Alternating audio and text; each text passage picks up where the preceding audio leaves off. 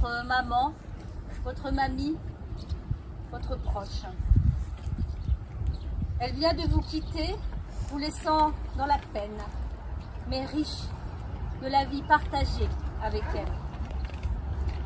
Au cours de cette cérémonie, nous allons honorer sa mémoire, l'occasion de prendre le temps de se souvenir, de se rappeler qui elle était, d'écouter des morceaux de musique qu'elle aimait et de prendre le temps d'un geste de revoir avant de la laisser partir.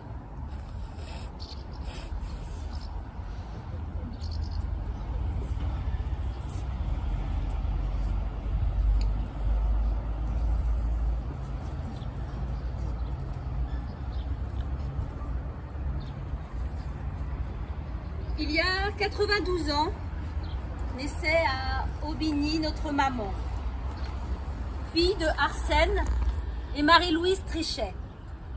Une famille composée de 4 enfants, André, Germaine, Marcel et Morissette.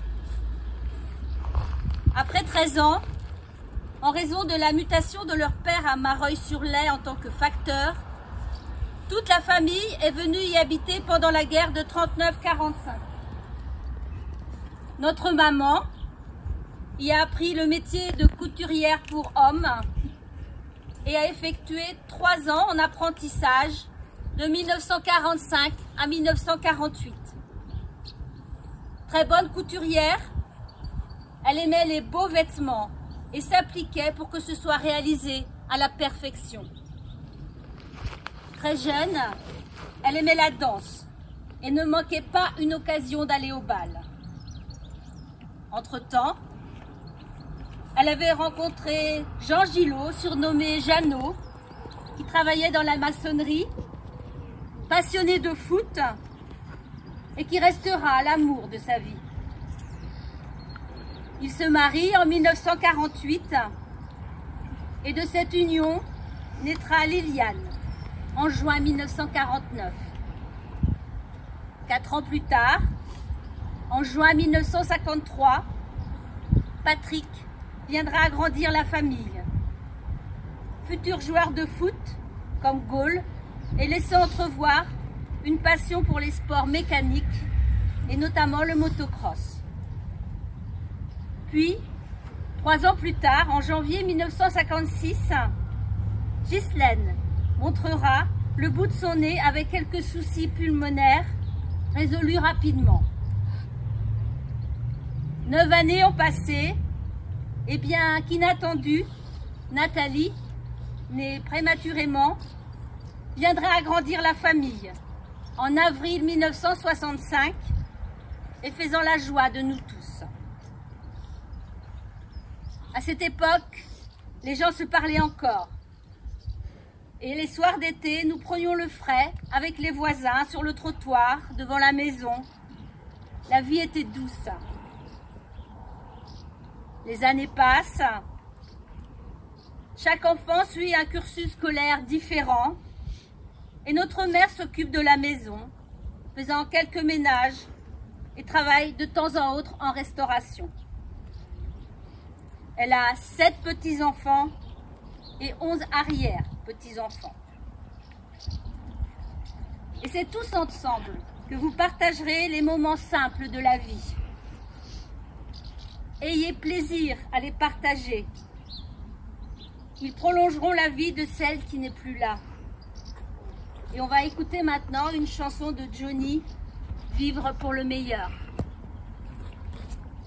Un petit retour en arrière.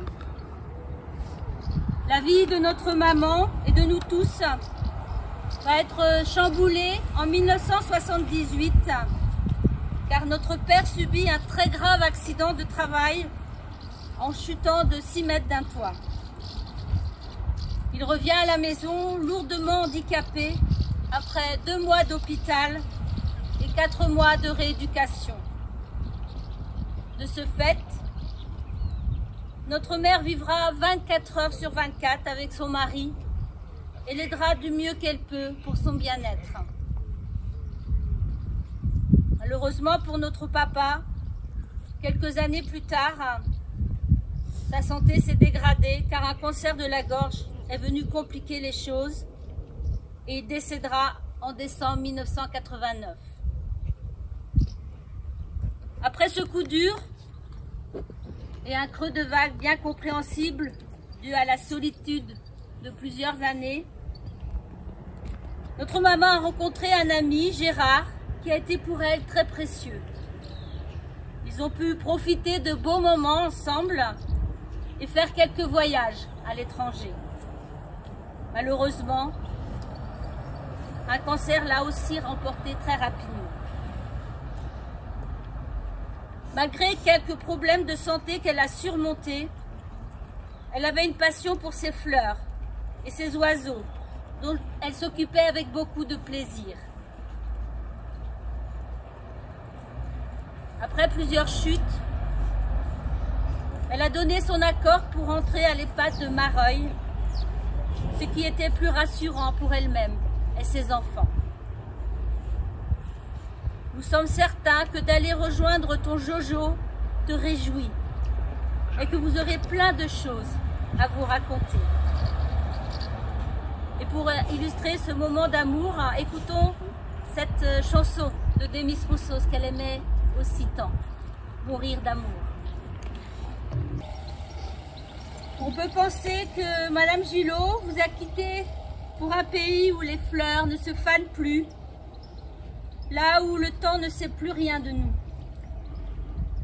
Elle a quitté les souffrances, les peines, et est entrée dans ce pays d'une autre vie. Elle repose désormais dans ce paradis paisible auprès des siens, des vôtres. Et tout votre amour, votre amitié, votre affection, votre espérance s'en vont la rejoindre là où désormais elle vous attend. Je vais vous lire maintenant un texte choisi par la famille qui s'appelle « Le train de ma vie ». À la naissance, on monte dans le train et on rencontre nos parents. On croit qu'ils voyageront toujours avec nous. Pourtant, à une station, nos parents descendront du train, nous laissant seuls continuer le voyage. Au fur et à mesure que le temps passe, d'autres personnes montent dans le train et elles seront importantes. Notre fratrie, nos amis, nos enfants, l'amour de notre vie. Beaucoup démissionneront, éventuellement l'amour de notre vie, et laisseront un vide, plus ou moins grand. D'autres seront si discrets qu'on ne réalisera pas qu'ils ont quitté leur siège.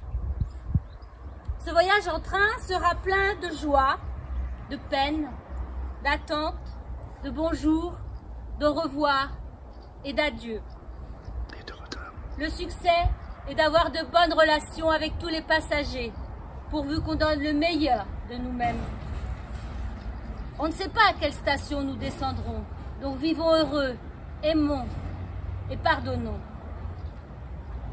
Il est important de le faire, car lorsque nous descendrons du train, nous ne devrons laisser que de beaux souvenirs à ceux qui continueront le voyage. Soyons heureux de ce que nous avons et remercions le ciel de ce voyage fantastique. Aussi, merci d'être un des passagers de mon train. Et si je dois descendre à la prochaine station, je suis content d'avoir fait un bout de chemin avec vous. Je veux dire à chaque personne qui écoutera ce texte que je vous remercie d'être dans ma vie et de voyager dans mon train. Jean d'Ormesson.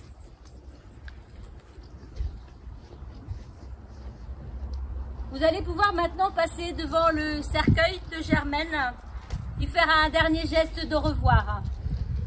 Déposez votre main, vous incliner ou faire tout autre geste que dictera votre cœur. Et pendant cet instant, nous vous écouterons une nouvelle musique qu'elle a choisie.